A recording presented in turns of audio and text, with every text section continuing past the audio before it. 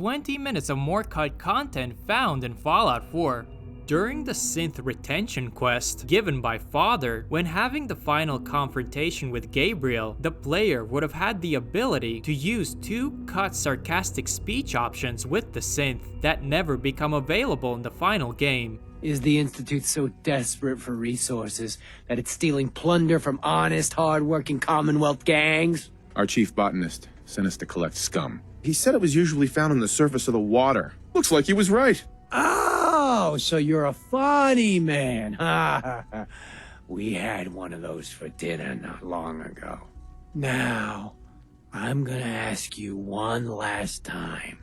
Why are you here? We're conducting a study of the least intelligent life forms in the Commonwealth. If that's the way you want it, then let's finish this! A unique glowing one named Maypole was planned to appear in the game, but was eventually cut because of technical issues. He would have been 300 feet tall and designed to look like a melting pile of agony, followed by hordes of mindless regenerating feral ghouls that the Maypole would have been able to heal. According to the developer who designed this terrifying creature, the inspiration for it came from the game Shadow of the Colossus, but instead of great mythical beasts of legend, the Maypole would have been a walking reminder of the horrors of nuclear devastation.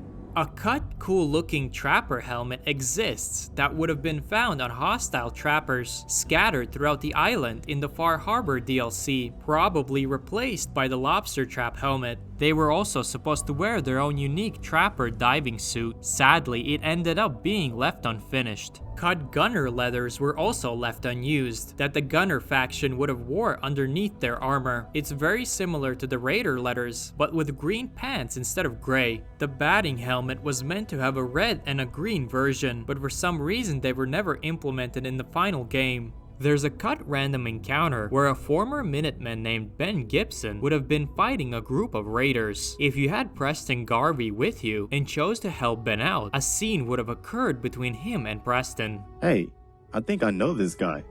Ben, what are you doing out here? Well, I'll be goddamned. Garvey.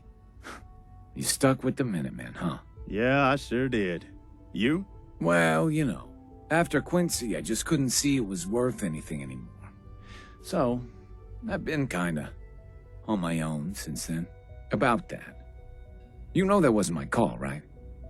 Nobody wanted to leave you and Hollis hung out to dry, but, Don't worry about it, Ben.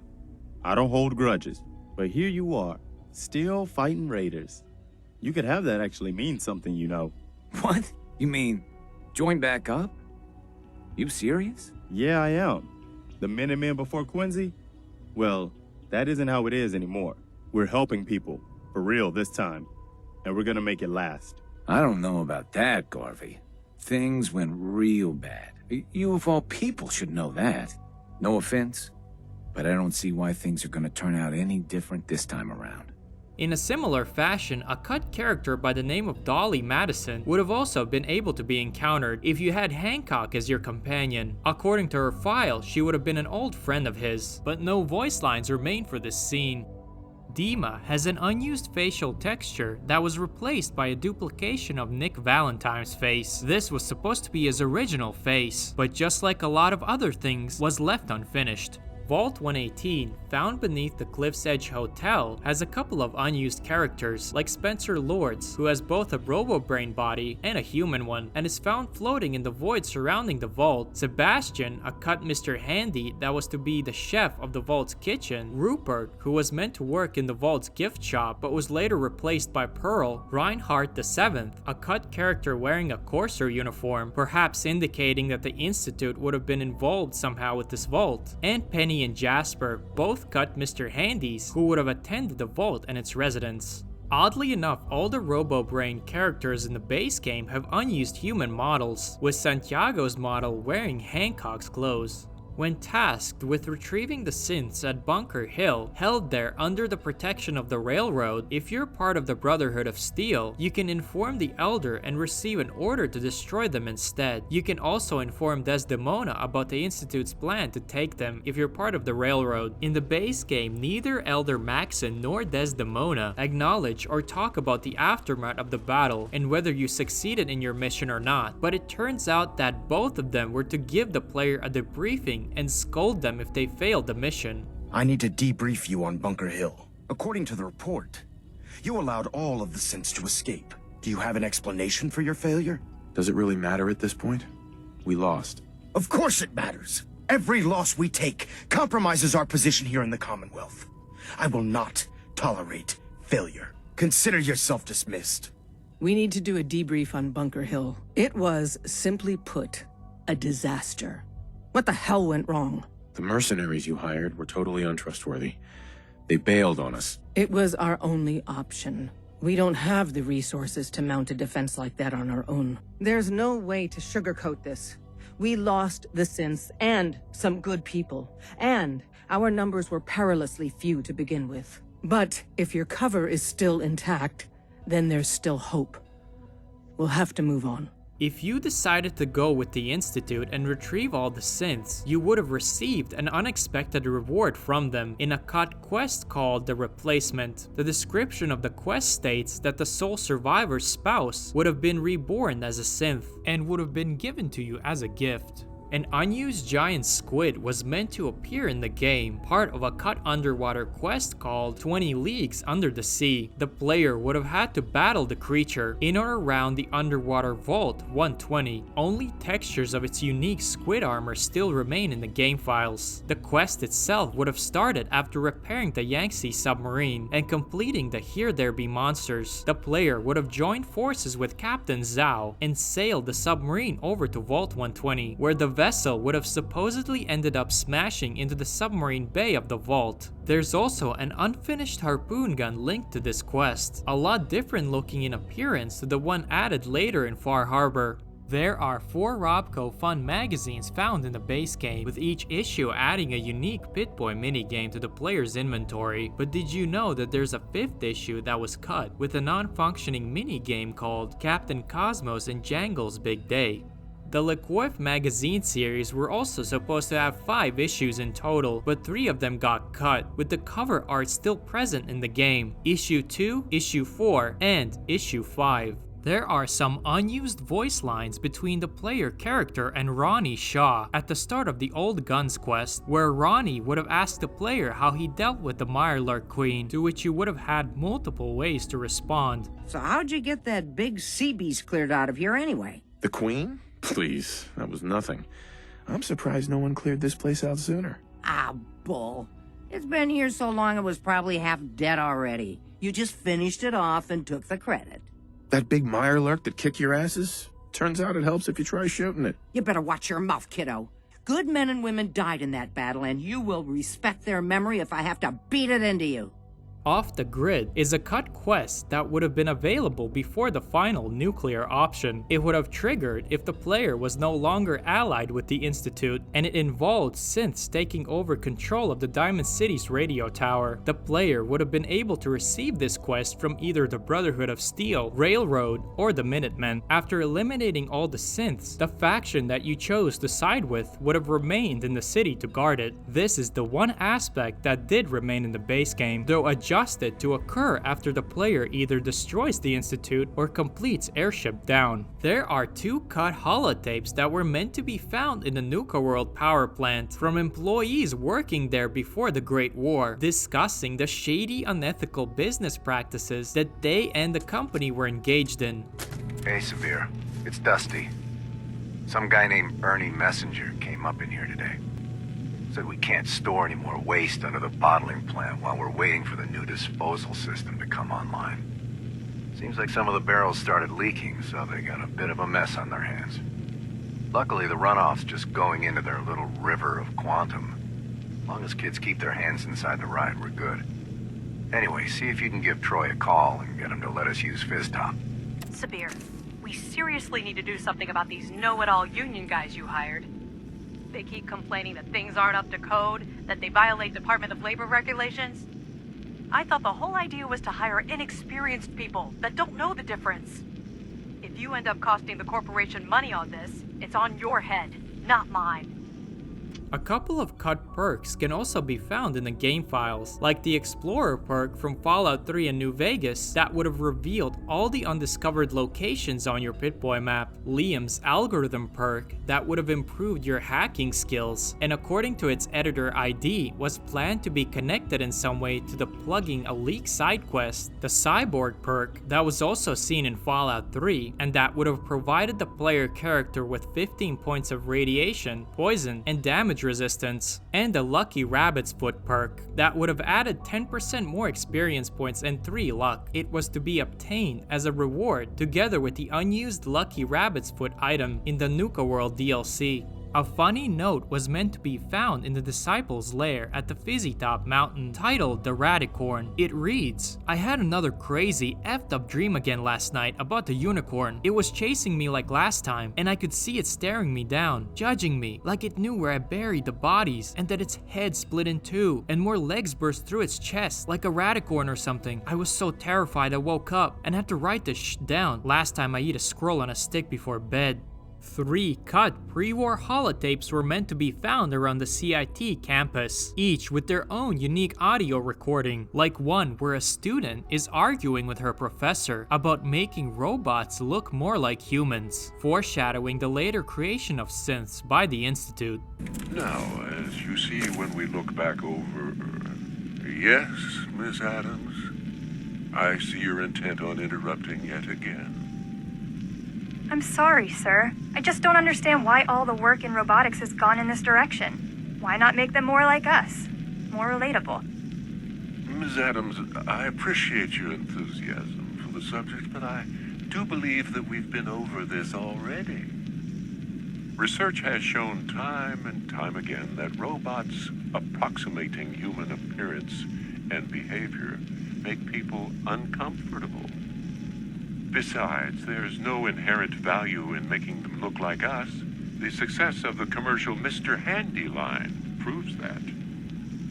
A decent personality simulation is more than enough for the average American. Can we please move on? I'm sorry, sir. It just seems to me that the problem is we haven't pushed far enough.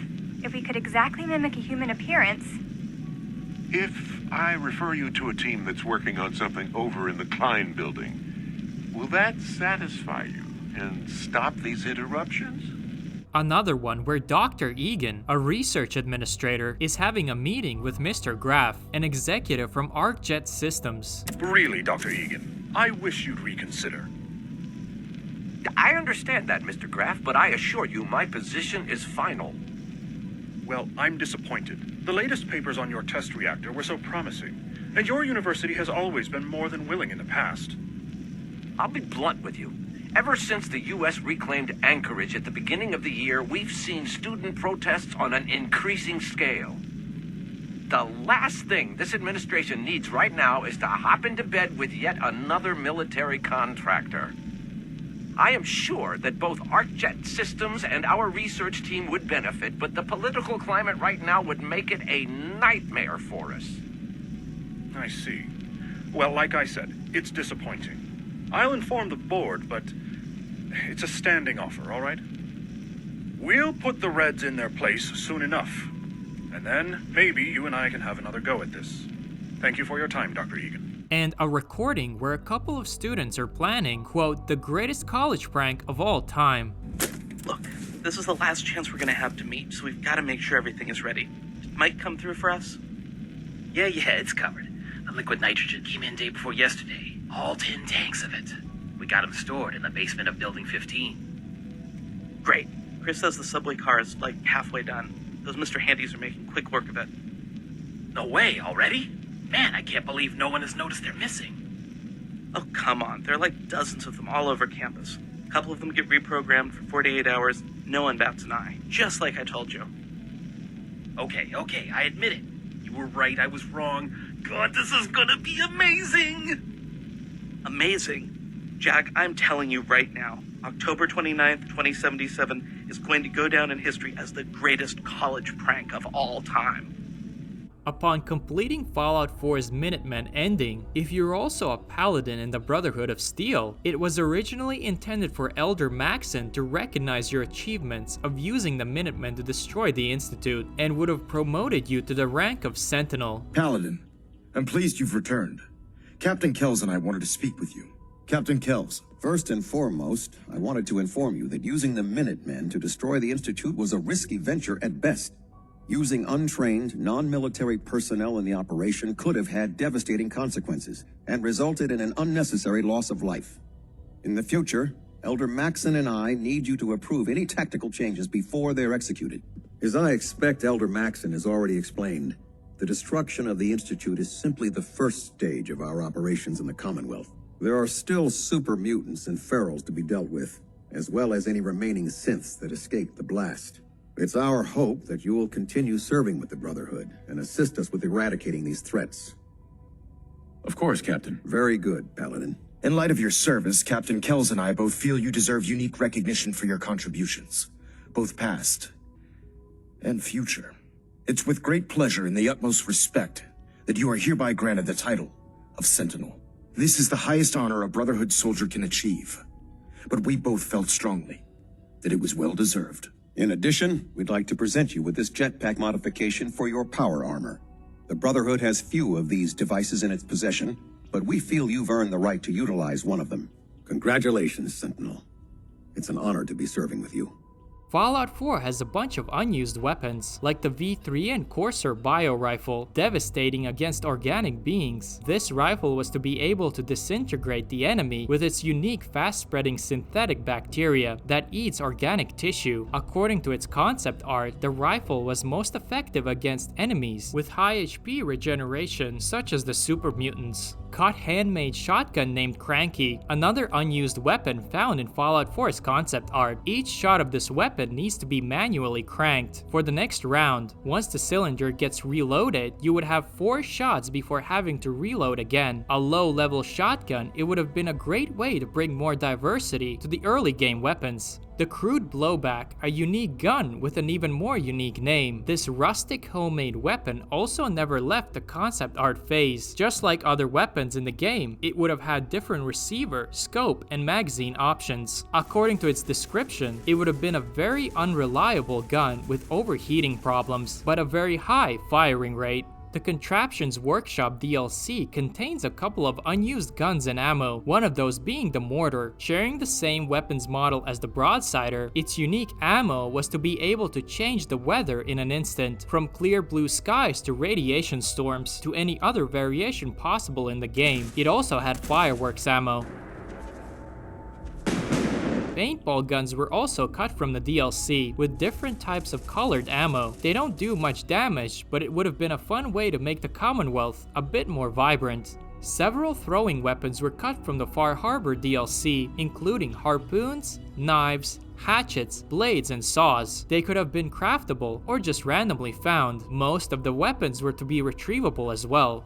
Another, more unexpected weapon cut from Far Harbor is the compound bow. Utilizing arrows as ammunition, it would have had a sturdy compound body with wooden limbs, and it would have been equipped with a hidden silencer in the game files, granting it sneak attack functionality similar to that of a suppressor. However, the bow would have not been able to be used while wearing power armor. Danvers is a cut city that was meant to appear right next to Salem, but because of the game world becoming more and more compressed, it was eventually merged into Salem as a single city. One of Eddie Winter's holotapes, while addressing Sal Barsconi, mentions Danvers. You and I clearly need to talk. About Danvers, about the Montrano mess, about everything. A terminal entry by Pinky Thompson also references the city. The unmarked location Coastal Hideout has its editor ID titled as Danvers Hideout, which indicates it would have had some role to play in the city. A cut questline would have appeared as well, involving mutated children from Salem being given strange powers. The Danvers residents would have shunned them and accused them of being witches. Radstorks are cut creatures found in Fallout 4's concept art. Large bipedal birds that stand taller than a human, with a reddish body and black feathers. Radbats were also cut from the game, looking very similar to our regular bat, but larger in size. They also only appear in Fallout 4's concept art. Fanatical Writings is a cut paper note connected to one of the members of the Children of Adam. It reads, "They doubted my devotion to Adam, but I'll show them what true faith looks like. I had a vision last night. I approached a group of heretics, and when they turned and saw me, they opened fire, but their shots passed right through me. I approached them, and the flames of Adam, love leapt out from, disintegrating their form in an instant. I know what Adam wants me to do.